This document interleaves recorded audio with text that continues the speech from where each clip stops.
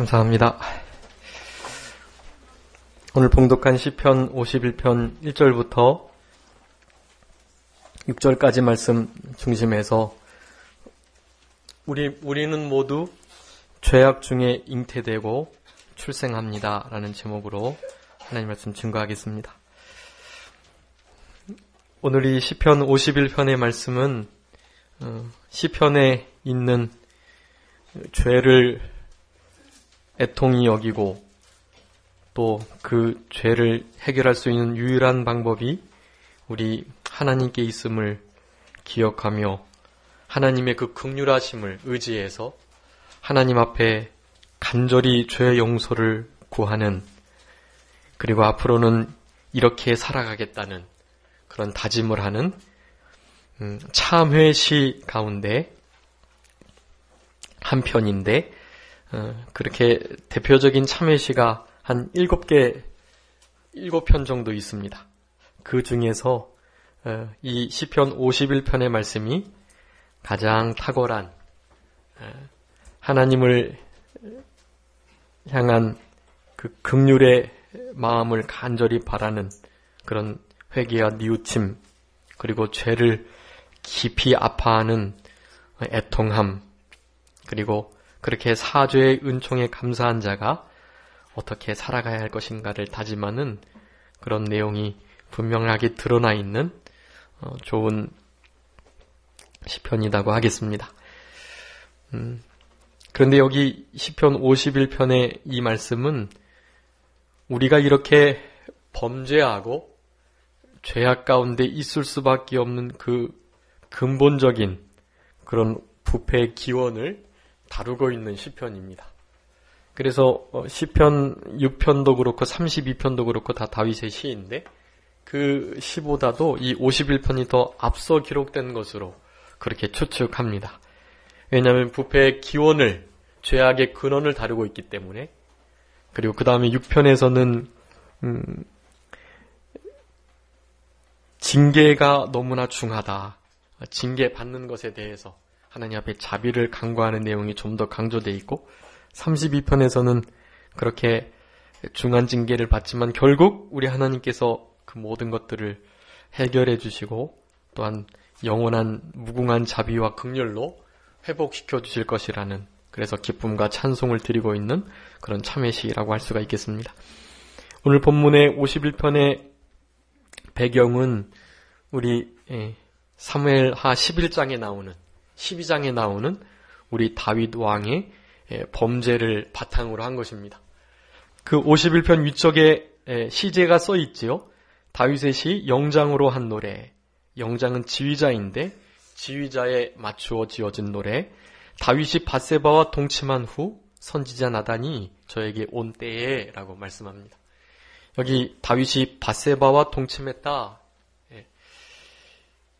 성경에서는 다윗이 하나님의 합한 자로, 마음의 합한 자로 가장 훌륭한 그러한 성인으로 추앙받고 있는 그런 인물입니다.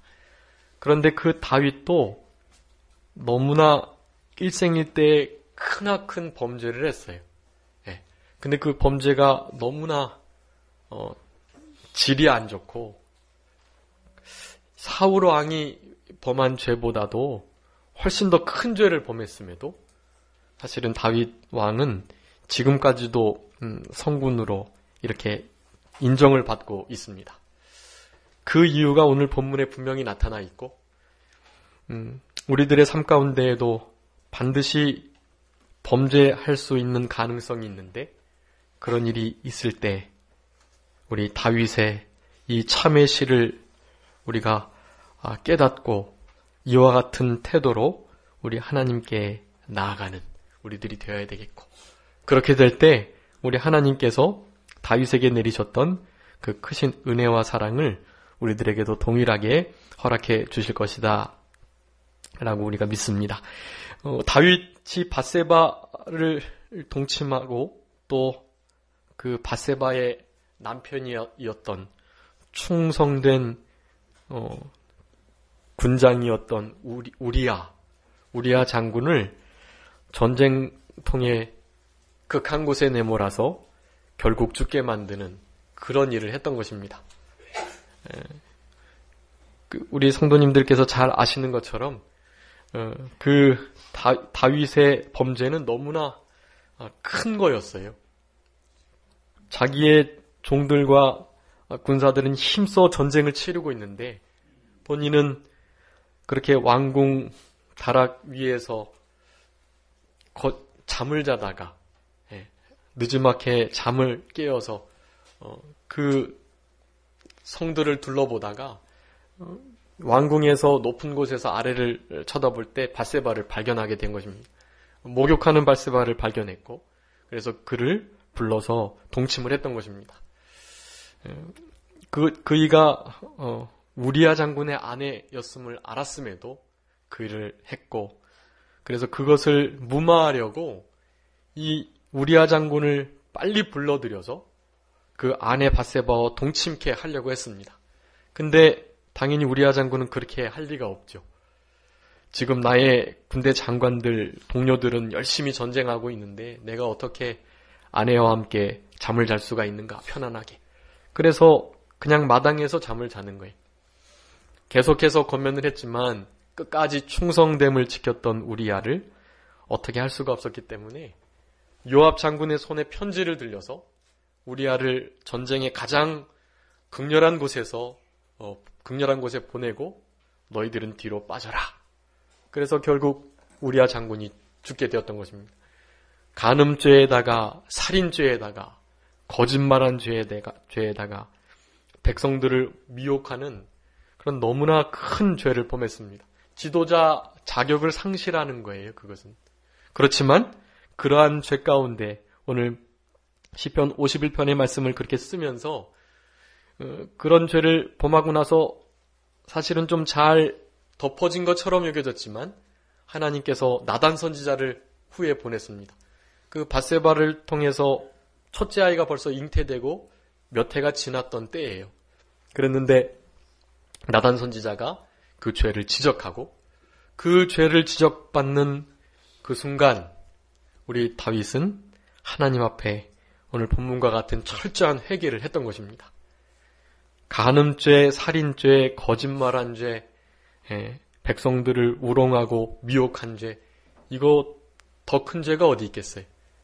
이것은 명백히 하나님의 명령을 어긴 것이고 왕으로서의 자격을 잃어버릴 만한 죄임에도 오늘 시편 51편의 이 말씀을 볼 때 하나님께서 다윗을 얼마나 사랑하시는지, 어떤 면이 다윗의 위대한 신앙인지를 우리에게 잘 교훈해 주고 계시는 것입니다.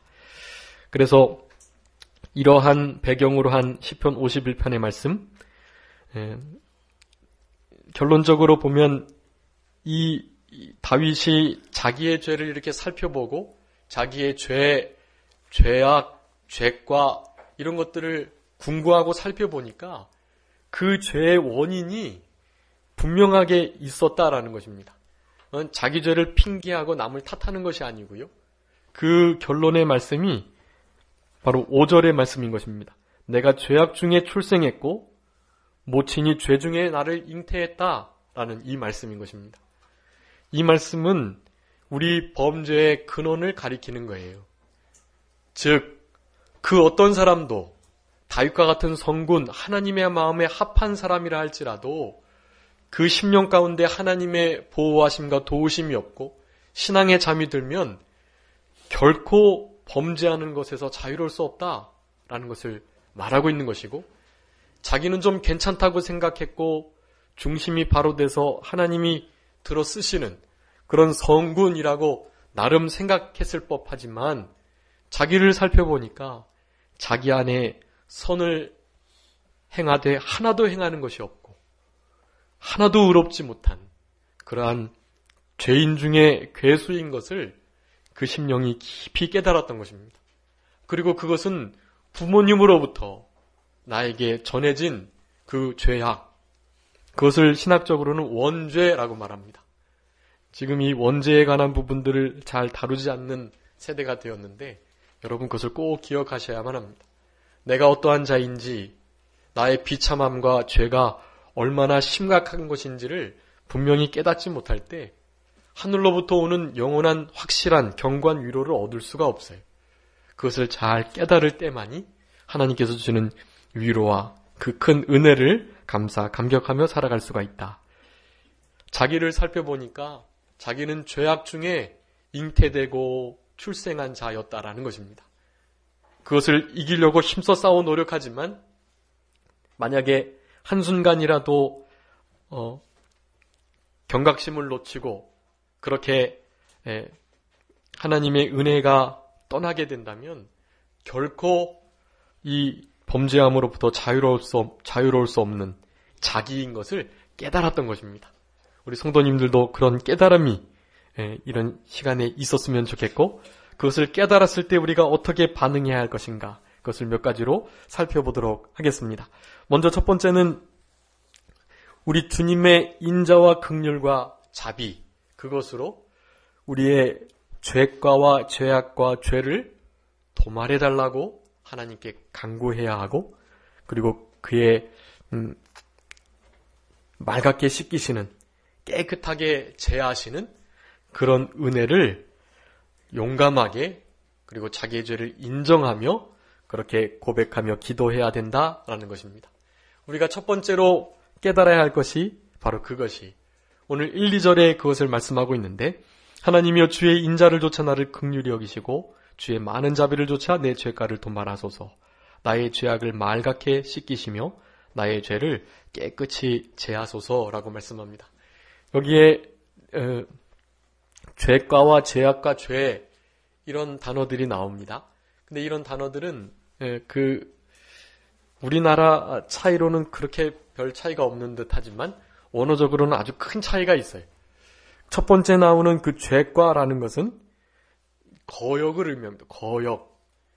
특별히 왕들에게 있어서, 신하들에게 있어서 왕들이 신하들을 바라볼 때 가장 용서할 수 없는 죄, 그것이 바로 거역인데, 다른 것은 뭐 잘 몰라도 자기를 배반하고 거역하는 건 어떻게 할 수가 없잖아요.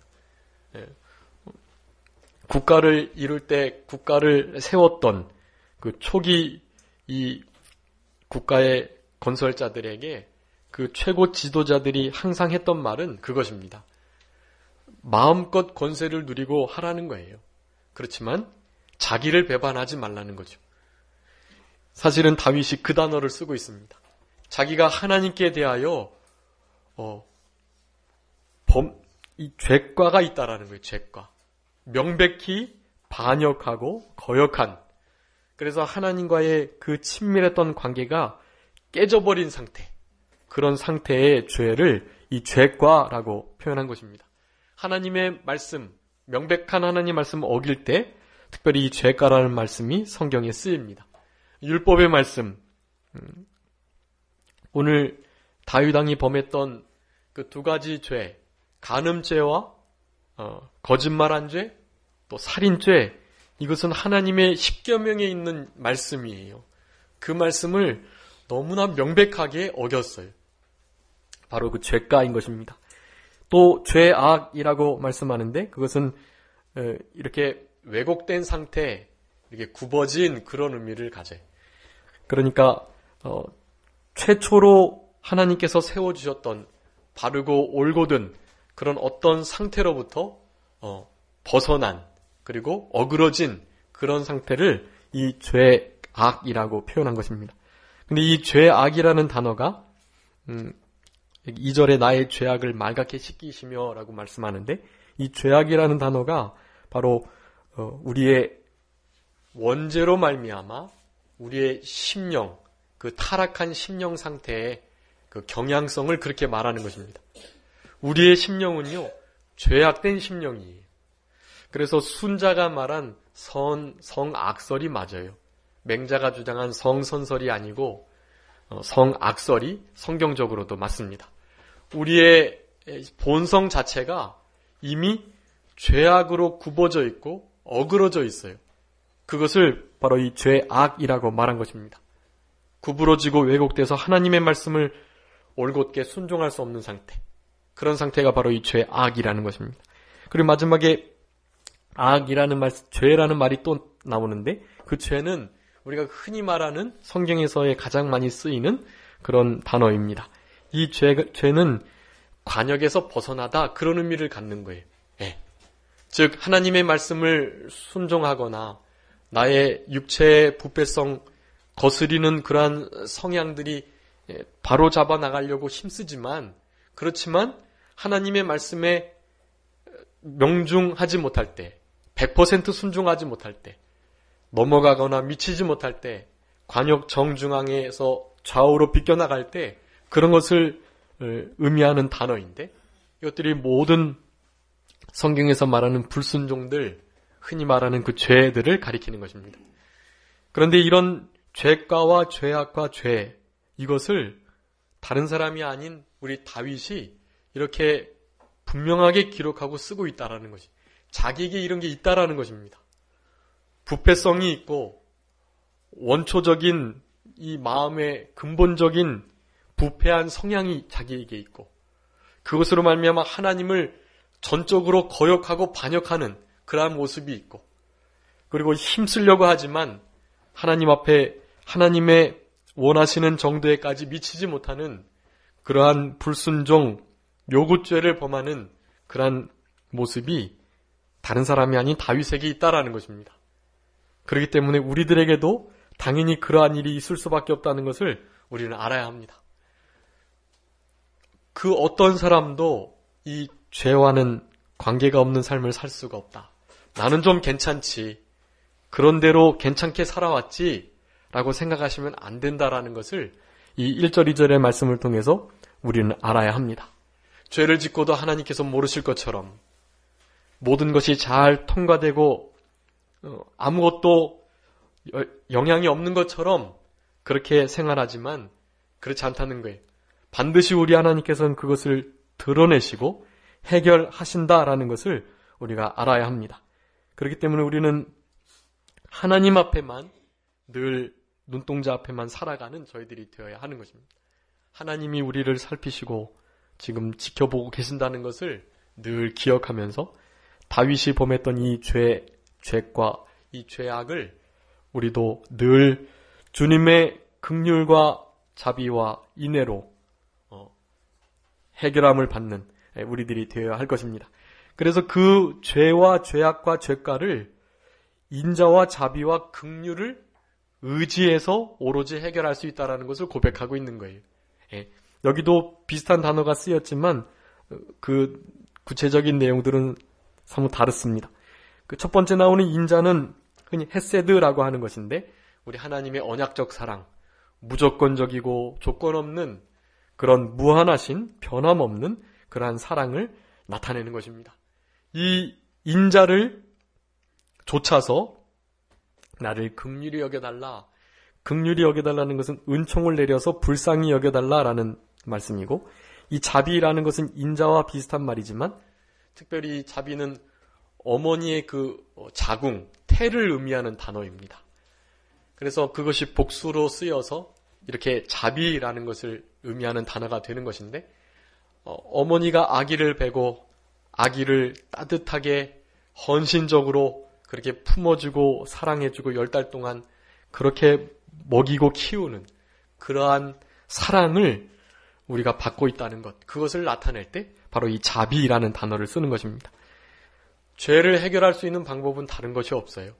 우리 하나님의 이 무궁하신 영원하신 언약적 사랑 그리고 우리를 그저 불쌍히 여겨주시는 그 긍휼 그리고 태에서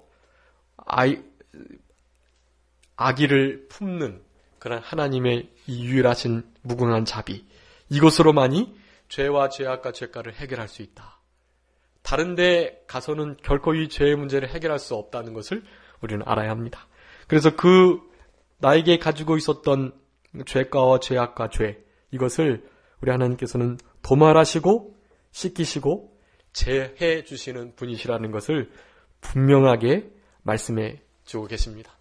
이것은 다윗이 자기의 죄를 분명히 인정하고 그 죄를 해결함 받을 수 있는 유일한 길은 바로 하나님의 인자와 자비와 긍휼 이거밖에 없다라는 것을 분명히 깨달은 그런 신앙의 고백이라 할 수가 있겠습니다.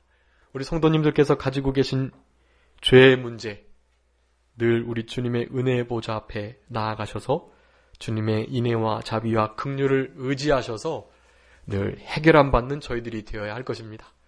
근데 내가 이렇게 죄과가 있고 죄악이 있고 죄가 있다라는 사실을 인식하시면서 살아가셔야만 해요. 그것이 아주 중요합니다. 그래서 3절에서는 이렇게 말씀합니다. 대전하는 내 죄가를 아오니. 우리 성도님들, 나의 죄가를 내가 아는 것이 아주 중요합니다. 그것이 신앙의 밑거름이고, 그리고 하나님께로부터 오는 이 유일한 영원한 견고한 위로를 받는 중요한 길이라는 것을 아셔야겠습니다. 나는 좀 괜찮은 사람처럼 의롭고 경건하게 살아가는 것처럼 생각하신다면 그 생각을 내려놓으셔야만 합니다. 나는 정말 형편없는 죄인이구나. 이 말을 선포하고 있는 저도 마찬가지예요. 저도 죄와 힘써 싸우고 하나님 앞에 의롭고 경건하게 살아가려고 힘쓰고 노력하지만 죄악 중에 죄 중에 잉태되고 출생한 저이기 때문에 한순간이라도 선줄로 알고 방심하면 결코 하나님의 백성으로 또 하나님의 자녀로 살아갈 수가 없어요. 우리 예수님 오시기 전까지, 그래서 우리의 육체의 구원을 이루기 전까지는 결코 이 부분에 대해서 자유로울 수 있는 자가 하나도 없다라는 것을 아셔야만 합니다. 그러니까 너무 다른 사람들에 대해서 죄인 취급하고 정죄하지 마시고, 그렇다고 어쩔 수 없이 나는 죄를 지을 수밖에 없다고, 다윗도 죄를 졌는데 나도 죄를 짓는 게 당연하지 생각하시면서 합리화하시면 안 돼요. 그런 죄를 이미 해결해 주신 우리 주님의 은혜를 분명히 깨달은 자라고 한다면 그 죄를 원통히 여기고 철저히 통회하고 애통하는 심령으로 살아가게 되는 것입니다. 죄를 미워하고 그 죄와 피 흘리기까지 힘써 싸우려는 노력이 있는 것입니다. 그런 우리들이 되어야 할 것인데, 그 첫걸음은 내가 죄가를 압니다 라는 이 사실인 것입니다. 이 아는 것은 뭐 피상적으로 그렇게 아는 것이 아니고 그것을 인격적으로 구체적으로 또 체험하여 분명히 알다라는 그런 뜻을 가지고 있습니다. 본질적으로 내가 나에게 죄가 존재한다라는 것을 분명히 깨달은 것, 그것이 바로 내 죄가를 안다라는 것이라고 하겠습니다. 근데 그 죄가를 아는 것, 그것을 오늘 본문에서는 크게 6가지로 말할 수가 있는데요. 첫 번째가 내 죄가 항상 내 앞에 있다라는 것입니다. 죄가 내 앞에 있다라는 사실을 늘 기억하셔야만 합니다. 죄가 우리와 멀리 떨어져 있는 것처럼 그렇게 생활하시면서 살아가시면 안 돼요. 지금 예배 드리는 이 순간에도 죄가 내 앞에 있다라는 생각을 가져야만 합니다. 사탄은 어떻게든지 이 예배가 하나님이 받으시지 못하도록, 하나님 앞에 신령과 진정으로 드려지지 못하도록 우리의 마음을, 우리의 생각을, 우리의 육체를 지금 주장하고 있습니다. 그것에 넘어지면 바로 죄를 범하게 되는 것이에요. 그렇기 때문에 언제든지 죄가 내 앞에 항상 있다라는 것, 그것은 죄의 유혹이 늘 있다는 것이고, 그리고 그 죄에 넘어지게 되면 내가 죄를 지을 수밖에 없는 연약한 존재라는 것을 분명히 인지하고 인정하고 고백하는 용기가 있어야 할 것을 말씀하는 것입니다. 왕이 내 앞에 죄가 있다고 말하는 거 결코 쉬운 것이 아니에요. 그것은 참된 용기가 있어야만 가능한 것입니다.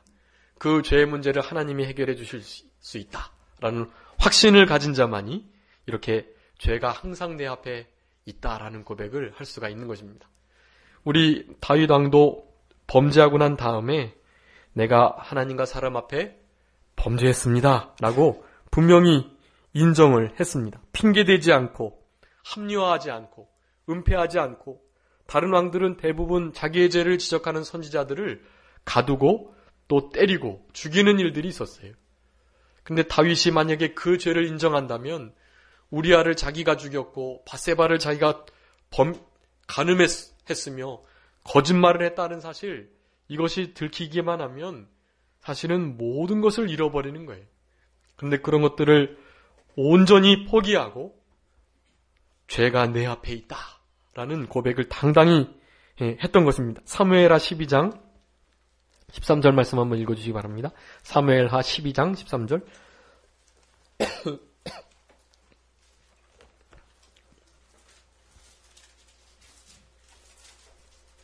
다윗이 나단에게 이르되 내가 여호와께 죄를 범하였노라 하매 아멘. 다윗에게 대답하되 아멘. 내가 여호와께 범죄했다 분명히 말했습니다. 그러면서 그렇게 인정을 하고 죄 고백을 분명히 했는데, 두 번째는 4절에 나오는 것처럼 내가 주께만 범죄하여 라고 말씀합니다. 여러분, 이 주께만 범죄한다라는 단어가 조금 오해를 불러일으킬 수가 있는데, 밧세바에게, 우리아에게, 백성들에게 죄를 범했는데 자기가 사람에게는 죄를 마치 범하지 않은 것처럼 하나님께만 범죄했다고 이렇게 말할 수 있느냐, 이런 생각을 하게 되지만 그게 아니에요. 본질적으로, 궁극적으로 라는 것입니다. 그 말은 당연히 사람에게도 범죄했고 죄를 지은 게 확실하고 그것을 변명하는 것이 아니고, 사실은 이 모든 것이 우리 궁극적으로는 하나님 앞에 범죄한 것이다 라는 것을 분명히 고백하고 있다라는 것입니다. 우리 성도님들도 그것을 아셔야 합니다. 자기 자신에게 죄를 범하든 사람에게 죄를 범하든 그것은 누구께만 범죄한 것이라고요? 하나님께만 범죄한 것이 되는 거예요. 그 모든 것들은 하나님께 대한 것이라는 것을 아셔야 합니다. 그러니까 옆에 지체에게 잘못한 게 있으면 누구에게 잘못한 것일까요? 그것은 하나님께 잘못한 거예요. 나 자신에게 대해서 죄를 범했다. 누구에게 죄를 범한 거예요? 하나님께 대하여 그것도 죄를 범한 거예요. 왜냐하면 온 우주 만물이 다 주의 것이기 때문에 그렇습니다. 우리가 소를 잘못 다뤄서 죽게 하거나 다치게 하면 누구에게 잘못한 거예요? 소 주인에게 잘못한 거잖아요. 우리 모두는, 천하의 모든 것은 다 주의 것이고 주님이 소유하시기 때문에 주님의 것에게 해코지하고 죄를 범하면 주님께 죄를 범한 게 되는 것이라는 뜻인 것입니다. 그러니까 분명히 하셔야 돼요. 우리가 하나님의 명령을 어기는 데 있어서 물론 사람들과는 관계없는 그런 내 심령으로 하나님과 개인적으로 이렇게 범죄하고 짓는 죄들이 있지만, 그런 죄들 뿐만 아니라 사람들에게 대하여 짓는 모든 죄들도 다 하나님께 짓는 것이라는 것, 그것을 우리 성도님들이 분명히 깨달으셔야만 합니다. 요셉도 창세기 39장에 보디발의 아내를 범할 때 보디발의 아내를 범하는 것이 아니라 누구에게 득죄하는 것이라고요? 크신 하나님께 어찌 내가 감히 득죄할 수 있겠는가라고 말씀을 하는 거예요. 그리고 잠언의 14장에 보면 가난한 자를 멸시하고 홀대하는 것은 그를 지으신 자를 멸시하는 것이다, 그렇게 말을 하는 거예요. 마태복음 25장에 소자에게, 지극히 작은 자에게 하지 않은 것이 나에게 하지 않은 것이다, 그렇게 말씀하는 거예요. 여러분, 사람에게 잘못하는 것은 하나님께 잘못하는 것이라는 걸 분명히 아셔야만 합니다. 다른 사람들을 아프게 하고 눈물을 흘리게 하고 또 심령을 상하게 하고 그러시면 안 돼요. 사람에게 잘못하는 거, 그거 하나님께 잘못하는 것이라는 걸 아셔야 합니다. 사람에게는 잘못하면서 나는 하나님께 잘한다, 그거는 잘못된 신앙이에요. 하나님께 잘하는 것은 사람에게 잘하는 것이라는 것을 분명히 아셔야만 합니다.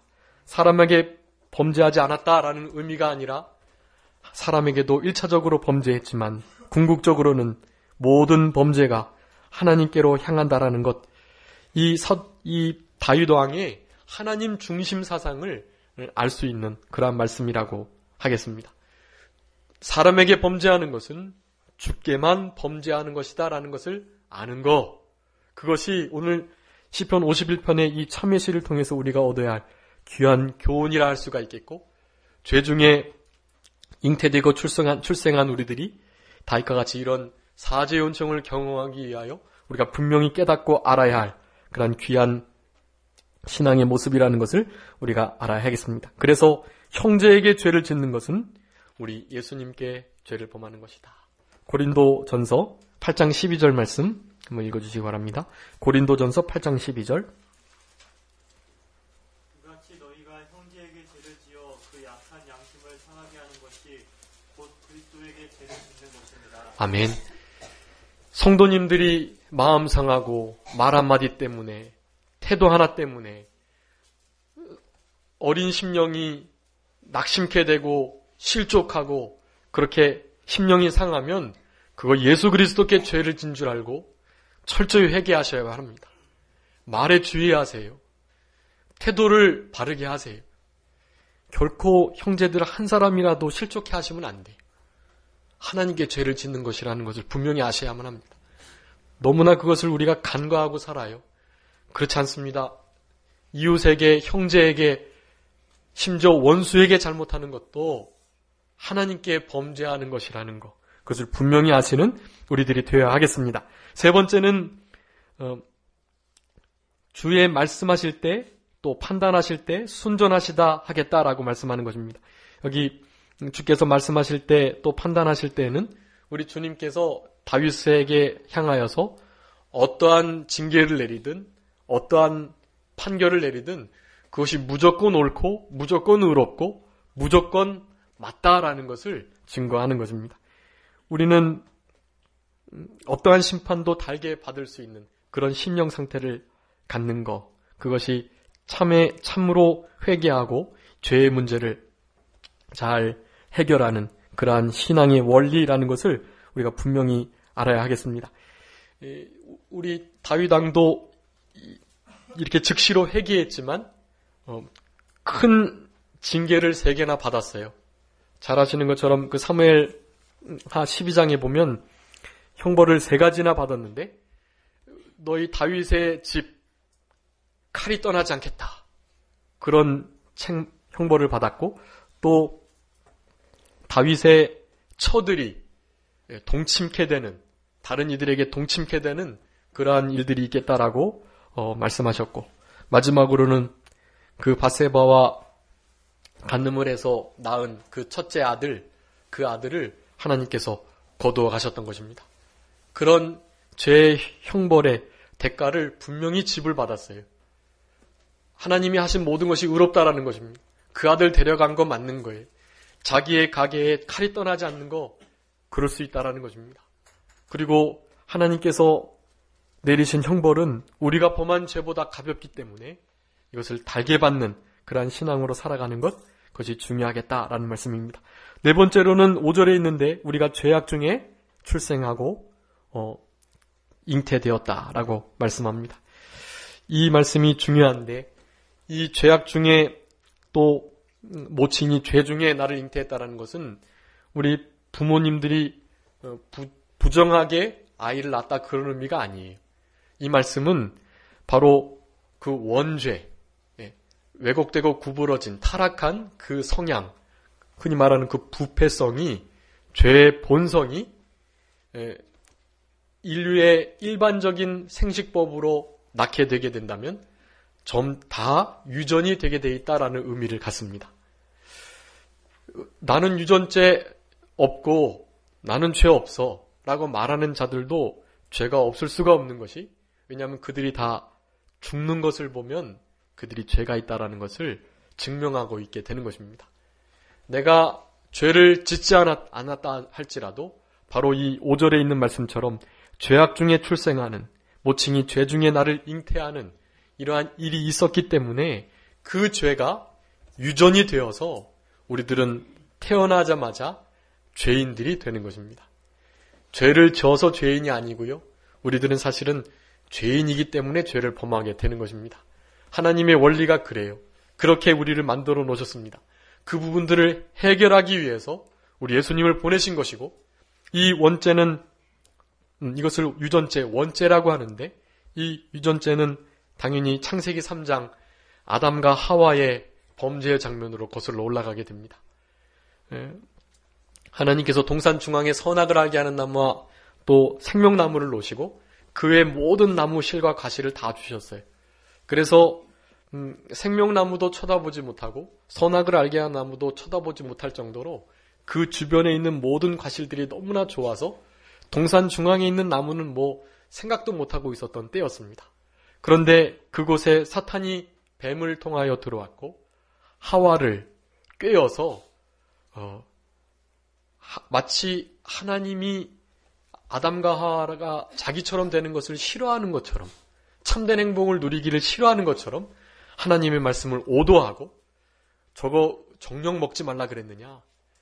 그 말을 물을 때 하와가 정령 먹지 말라 그랬다. 먹는 날에는 진정으로 죽겠다라고 명령하셨다는 걸 분명히 말했으면 잘 이길 수 있었을 것인데 그 말씀에 굳게 서지 못했어요. 그래서 먹지 말고 만지지 말라고 그러셨던 것 같은데, 그리고 죽을까 하노라 그랬나? 그렇게 미적미적 말한 거예요. 사탄이 그 틈을 타서 아니다. 너가 먹어도 정령 죽지 않겠다. 그리고 만약에 너가 먹게 되면 하나님처럼 되겠다. 죽지 않고 눈이 밝아져서 너에게 선악을 아는 그런 판결을 내릴 수 있는 참된 지혜가 있게 되겠다. 하나님처럼 될 것이야. 라는 그 말에 교만하여지고 욕심 때문에 선악과를 따먹게 되었던 것입니다. 선악과를 자기만 따먹었을 뿐만 아니라 남편 된 아담에게도 준 것이에요. 그래서 범죄하고 이 아담과 하와가 범죄한 그 죄는 인류의 첫 번째 조상, 대표자이었기 때문에 대표자와 맺은 언약, 그것을 파괴했기 때문에 그 대표자에게 속한 모든 인류는 동일하게 아담과 하와의 죄를 범하게 된 것입니다. 우리 축구 경기할 때 우리나라 선수 11명이 축구 경기를 하지만 대한민국이 다른 나라를 이겼을 때 누가 이겼다고 그래요? 축구 선수들이 이겼다고 안 하고 대한민국이 승리했다고 하지요. 그게 바로 대표 원리예요. 아담과 하와가 죄를 범했지만 그 모든 후손들이 동일하게 죄를 범한 것이나 다름이 없다라는 것입니다. 그것을 바로 원죄라고 말하는 거예요. 교만함, 하나님과 같이 되기를 원하는 것, 하나님 없이도 살 수 있다고 말하는 것, 하나님이 가지고 계신 선악을 분별하는 그 판결을 자기도 가지고 싶어하는 것, 이것이 원죄의 근원인 것입니다.